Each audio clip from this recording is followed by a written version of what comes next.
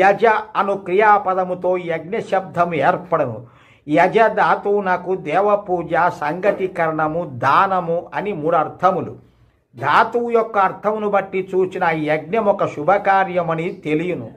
దేవపూజ విద్వాంసుల సత్కారము, 2 సంగతీకరణము అంటే ఉత్తమ పదార్థముల సేకరణము, 3 దానము అని ఇవన్నీ కూడా ఒక్క యజ్ఞములో మనం ఈ పుణ్యకార్యములన్నీ కూడా చేసిన వాళ్ళం అవుతాం. కష్టపడి న్యాయమార్గమున సంపాదించిన ద్రవ్యము పరుల ప్రయోజనార్థము వినియోగించుట, ఒక వస్తువుపై తనకు గల స్వామిత్వమును పరులకు సంక్రమింపజేయుట, ఇవియే యజ్ఞ శబ్దమునకు గల విశేషార్థములు. కృష్ణుడు ఈ సందర్భమున యజ్ఞములు పలు విధములుగా ఉన్నట్లు ద్రవ్య యజ్ఞములు, తపో యజ్ఞములు, జ్ఞాన యజ్ఞములు, స్వాధ్యాయ యజ్ఞములు అను నామములతో బోధించియున్నాడు. ఇవి అన్నీ ఉత్తమ కర్మలంటలో సందేహం లేదు.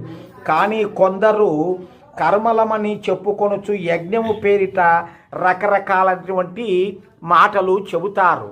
ఎందుకనగా ఇవన్నీ యజ్ఞములే అని చెప్పి డబ్బులు ఖర్చు అయ్యేటువంటి యజ్ఞాన్ని చెయ్యకుండా ఇతర స్వాధ్యాయములు, ఇతరటువంటి తపో యజ్ఞములు అనగా మనము ఏదో ధ్యానం చేసుకోవడము, ఇట్లాంటివన్నీ కూడా యజ్ఞముల కింద చెప్తారు.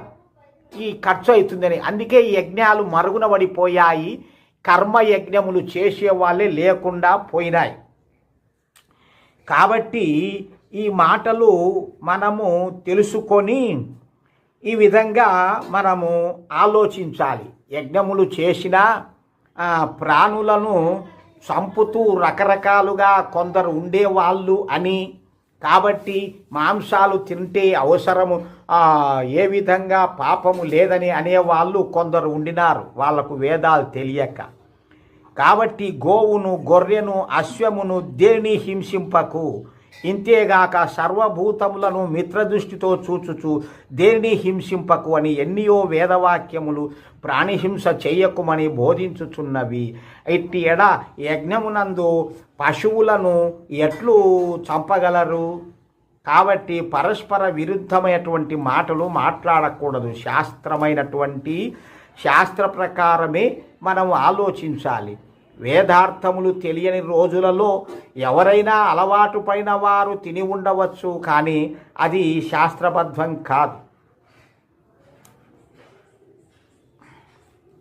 యజ్ఞము, యాగము, అధ్వరమునను యజ్ఞవాచకములలో హింసార్థం ఎక్కడనూ కనిపించదు. అధ్వరము అంటే అహింస, హింస లేని